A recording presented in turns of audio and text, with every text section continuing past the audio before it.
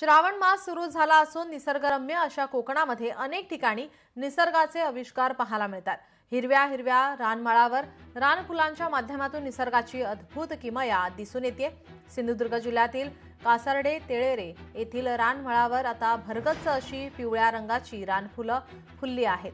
सध्या हे हरणे फुलांचं रानमाळ पर्यटकांच्या आकर्षणाचा केंद्रबिंदू बनलाय।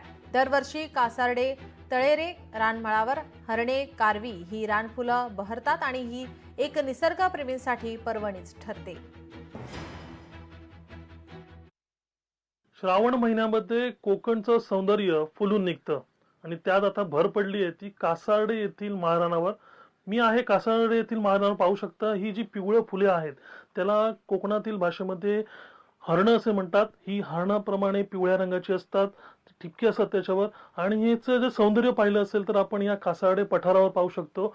अतिशय पूर्ण कासार्डे पठार जे आहे, या गावचं पठार जे आहे ते पूर्ण या पिवळ्या फुलांनी फुलून गेलेलं आहे।